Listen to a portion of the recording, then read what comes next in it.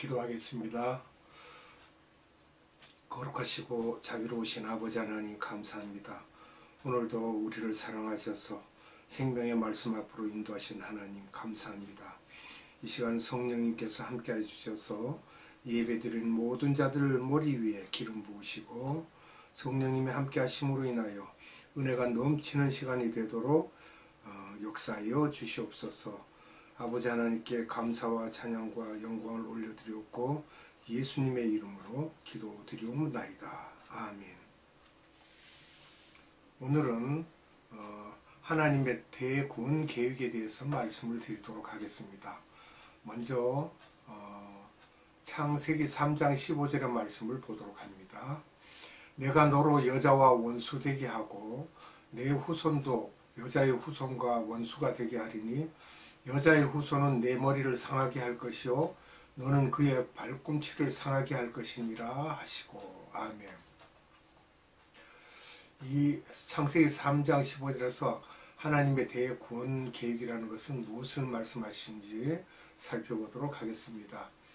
인간의 육과 혼과 영의 피를 원래 하나님의 피로 바꾼다는 것입니다.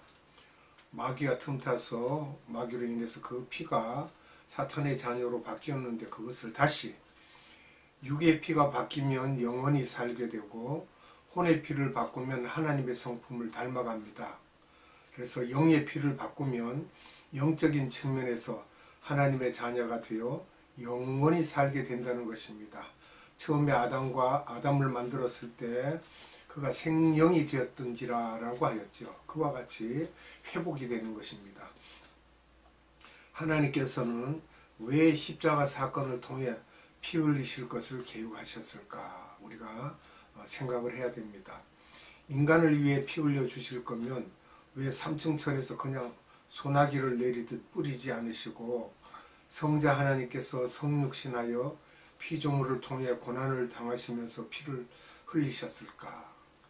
어렵게 하셨을까? 이런 생각을 하게 될 수 있습니다. 그런데 십자가 사건을 결정하시고도 하나님께서는 4000년이라는 시간을 보내셨습니다. 이것은 하나님께서 아담이 죄를 지었을 때 가장 마음이 아프셨을 텐데 그것은 하나님께서 화가 나셨는데 하나님께서 화를 내셨다라고 하는 것은 거룩한 화입니다.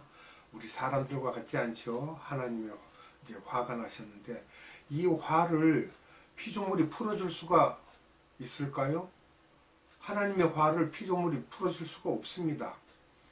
과연 피조물이 어떤 의로운 행동을 해서도 하나님의 마음에 들지 않을 것입니다. 만약에 화를 푼다고 한다 하더라도 그 이유는 하나님과 피조물 간에는 차원이 다르기 때문입니다. 창조주십니다. 그분은. 이사야서 64장 6절에서 인간의 의는 하나님 앞에서는 다 더러운 옷 같고 쇠피하다고 하셨습니다. 이사야서 64장 6절을 보겠습니다. 대저 우리는 다 부정한 자 같아서 우리의 의는 다 더러운 옷 같으며 우리는 다 쇠피함이 잎사귀 같으므로 우리의 죄악이 바람같이 우리를 몰아가나이다. 아멘. 결국 피조물의 행위로는 하나님의 마음을 흡족하게 할 수가 없다는 것입니다. 그러면 이 문제는 하나님 스스로가 해결하시고 풀 수밖에 없는 것이죠. 삼위 하나님은 서로 기능이 다르다고 말씀을 드렸었죠. 성부 하나님은 계획하시는 분이고 성자 하나님은 실행하시는 분이며 성령 하나님은 능력으로 도우시는 분이십니다. 그러나 이 문제를 위해서 세 분이 회의를 했을 텐데 의장 역할을 성부 하나님께서 하셨을 것으로 이렇게 보시면 됩니다. 그러면 앞에서 피를 뿌리는 쉬운 방법으로는 피조물들이 하나님의 은혜에 감사를 알지 못할 것이기 때문에 하나님의 사랑과 자비, 은혜를 알 수 있게 하기 위해서 피조물의 수준에 맞게 하셔야 하기에 예수님께서 성육신 하실 것을 결정하시고 성자 하나님을 이 세상으로 보내시기로 결정하시고 예수님이 이 땅에 오신 목적은 인간의 모든 죄를 다 뒤집어 쓰고 하나님의 화를 대신 풀어주기 위해서 십자가의 고난을 당하셨던 것입니다. 인간에게 피를 나눠주기 위해 실제로 하나님의 피, 하나님의 생명을 보여주는 장면이 십자가에 피 흘리신 그 사건입니다. 그래서 우리의 죄로 인해 하나님의 피를 흘리시고 또 그 피를 우리가 믿을 때 우리 안에도 그 피가 들어와서 피를 바꾸어 주는 것입니다. 즉 사단의 피가 하나님의 피로 바꾸어지는 것이죠. 그래서 유명한 말씀이 있죠. 요한복음 3장 16절에 하나님을 사랑을 나타내시는데 하나님이 세상을 이처럼 사랑하사 독생자를 주셨으니 이는 저를 믿는 자마다 멸망치 않고 영생을 얻게 하려 하심이니라. 아멘. 이 말씀이 쉬운 말씀 같지만 그 말씀 속에 있는 피의 가치를 우리가 알아야 합니다. 예수님의 보혈의 피의 가치를 깨닫고 있으면 그 피가 인간들 속에 들어가 사탄의 피가 하나님의 피로 바꾸어진다는 말씀입니다. 피를 흘리신다는 전제 조건이 죄인은 피를 흘려야 죄사함을 받을 수 있다는 것을 보여주십니다. 인간의 눈에 보이는 데서 예수님이 피를 흘리신 것은 하나님이 우리를 위해 하신 것임을 깨닫고 시인하면 인간들 속에 있는 사탄의 피를 도말하실 것을 말씀하고 있는 것입니다. 그러면 죄가 없어진다는 것이죠. 예수님의 피를 믿을 때. 이런 것들을 알려주기 위해 차근차근 구약의 여호와 하나님으로 오셔서 피조물들에게 이런저런 방법으로 말씀을 하고 계시는 것입니다. 1년 된 숫양을 사람으로 보면 30세이고 하나님이 남자의 모습으로 오실 것이기에 꼭 동물의 수컷을 사용하라 하시면서 계속적으로 우리에게 알려주십니다. 구약 속에서 일하시는 하나님을 보면 피조물을 향한 하나님의 사랑과 오래 참음과 자비하심을 우리가 느낄 수 있습니다. 그러면 하나님의 대구원 계획 첫째는 무엇인가 보겠습니다. 가죽옷의 어린 양을 보겠습니다. BC 4000년경인데요. 가죽옷의 어린 양 하면은 우리가 영적으로는 유아기 정도로 이렇게 생각을 하시면 됩니다. 창세기 3장 21절을 봅니다. 여호와 하나님이 아담과 그 아내를 위하여 가죽옷을 지어 입히시니라. 아멘. 창세기 3장 7절을 봅니다. 이에 그들의 눈이 밝아 자기들의 몸이 벗은 줄을 알고 무화과 나무 잎을 엮고 치마를 하였더라. 아멘. 자, 무화과 나무 잎의 치마는 그것으로는 수치를 다 가릴 수가 없죠. 그래서 가죽옷을 지어 입히십니다. 아담과 하와에게. 그 가죽은 무슨 동물의 가죽이었겠습니까? 동물의 피를 흘리시고 가죽으로 옷을 만들고 영적인 측면에서 유아에게 옷을 입혀주시는 모습과 우리가 그 모습을 연상하면 되겠습니다. 본인의 모습을 보여주시는 모습이에요. 그 가죽이 즉 말하자면 예수님이죠.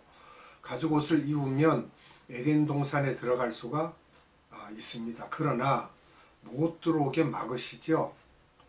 4000년의 기간을 통해서 구원의 가치를 알게 하려고 우리에게 알게 하시려고 그렇게 오랜 시간을 교훈하고 계시는 것입니다.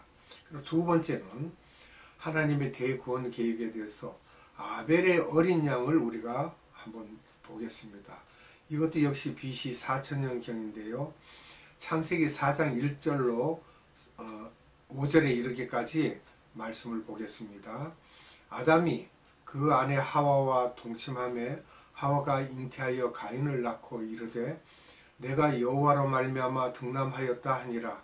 그가 또 가인의 아우 아벨을 낳았는데 아벨은 양치는 자이었고 가인은 농사하는 자이었더라. 세월이 지난 후에 가인은 땅의 소산으로 제물을 삼아 여호와께 드렸고 아벨은 자기도 양의 첫 새끼와 그 기름으로 드렸더니 여호와께서 아벨과 그 제물은 연락하셨으나 가인과 그 제물은 연락하지 아니하신지라. 가인이 심히 분하여 안색이 변하니. 아멘. 자, 여기에서도 피의 의미를 우리가 생각하면요, 피의 의미를 모르는 사람은 아벨의 첫 새끼를 들여서 연락하셨다 하지만 그것은 그렇게 보면 아니고 안 되고, 그렇다면 아벨은 양을 치기에 양을 바칠 수 있고 가인은 농사를 짓기 때문에 어린 양을 드리지 못한 것이 뭐가 잘못이냐고 이렇게 따지고 말할 수도 있겠습니다. 그러면 히브리서 11장 4절을 보면 아벨의 제사를 더 나은 제사를 드렸다고 했는데 믿음으로 드렸다고 하는 것입니다. 왜 믿음으로라고 했을까요? 그것은 누군가의 말을 듣고 믿고, 즉 믿음은 들음에서 나고 들음은 하나님의 말씀이잖아요. 그래서 그 말을 믿고 했다는 것이 제사를. 그럼 누가 무슨 말을 했을까요? 이런 것을 우리가 연상하고 생각을 해봐야 됩니다. 아담의 가죽옷 치마에 관한 얘기와 제사 때는 동물의 피를 흘리고 각을 뜨고 그 가죽으로 치마를 만들려고 했을 텐데 가인은 자기의 환경 때문에 또 그 말씀에 순종하지 않고 제사를 드렸으나 아벨은 그 말씀에 순종하여 믿음으로 드렸다는 것입니다. 그러므로 하나님은 말씀, 구원 계획에 위배되는 것은 용납하지 않으시고 징계를 내리신다는 것입니다. 왜? 하나님의 말씀대로 했다는 것이죠. 한 사람은 순종하지 않고 한 사람은 순종했다는 것입니다. 그러면 하나님의 대구원 계획 세 번째 이야기인데요. 방주의 어린 양을 우리가 또 생각해야 됩니다. 이것은 BC 3000년경입니다. 창세기 6장 14절입니다. 너는 잣나무로 너를 위하여 방주를 짓되 그 안에 간들을 막고 역청으로 그 안팎에 칠하라. 아멘.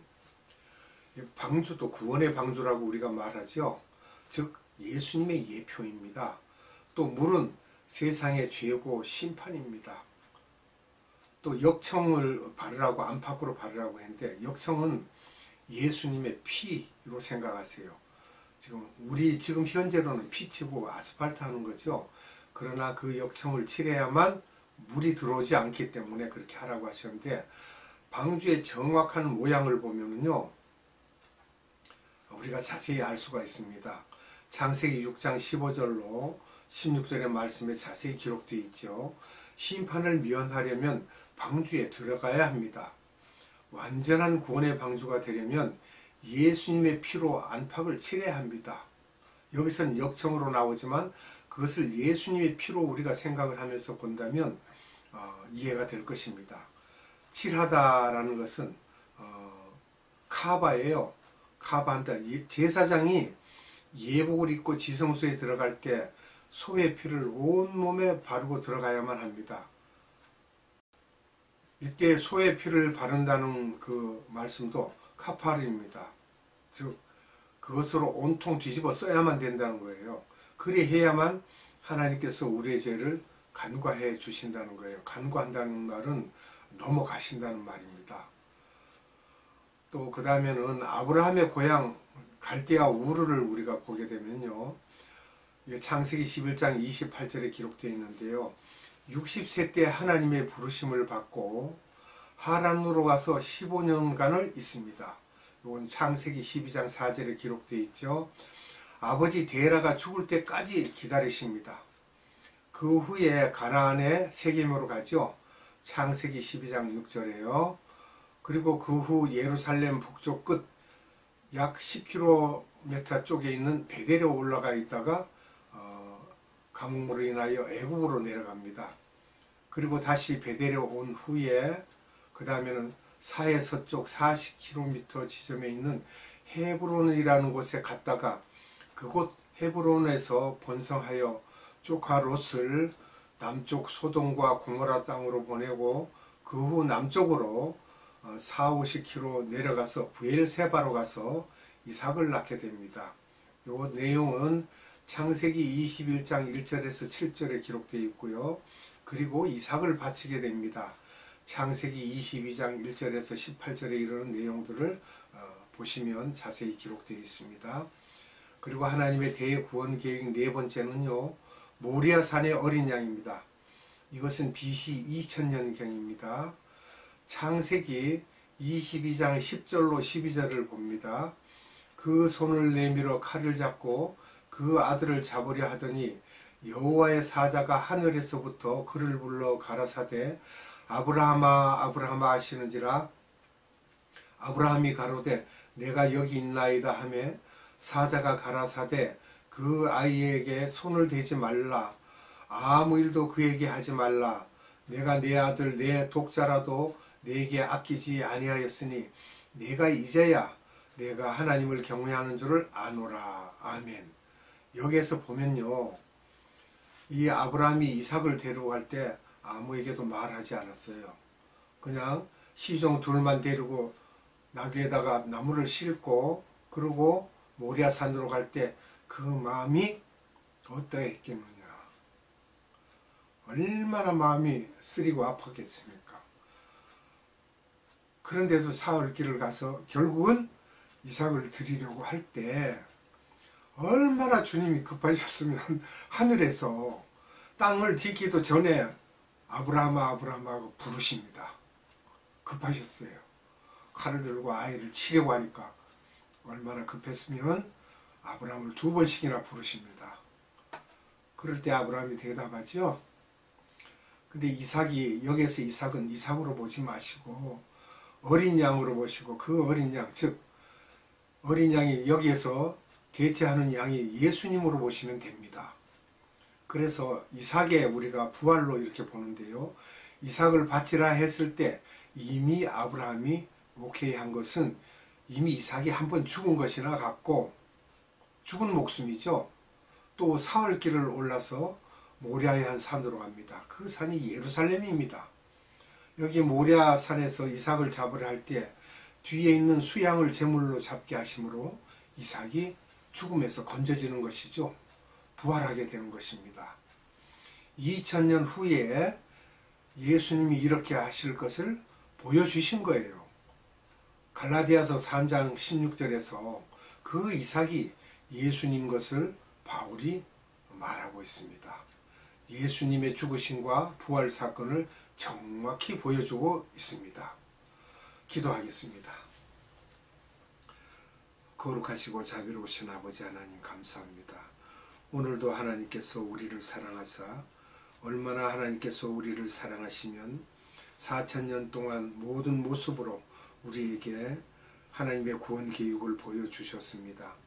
그것이 그냥 일어나는 일이 아니라 하나님께서 우리를 너무 사랑하심으로 그 아들 예수 그리스도를 이 땅에 보내실 것을 말씀하시고 그 예수를 예표로 하여 여러 가지 사건들을 우리에게 알려주고 계신 것을 볼 수 있었습니다. 오늘도 하나님의 그 대구원 계획에 우리가 들어가고 동참할 수 있는 그러한 믿음 가운데 서기를 원하고 아버지 하나님께 무한한 감사와 찬양과 영광을 올려드리오며 예수님의 이름으로 감사하며 기도드리옵나이다. 아멘. 주님 가르쳐준 기도로 예배를 마칩니다. 하늘에 계신 우리 아버지, 아버지의 이름을 거룩하게 하시며 아버지의 나라가 오게 하시며 아버지의 뜻이 하늘에서와 같이 땅에서도 이루어지게 하소서. 오늘 우리에게 일용할 양식을 주시고 우리가 우리에게 잘못한 사람을 용서하여 준 것 같이 우리 죄를 용서하여 주시고 우리를 시험에 빠지지 않게 하시고 악에서 구하소서. 나라와 권능과 영광이 영원히 아버지의 것입니다. 아멘.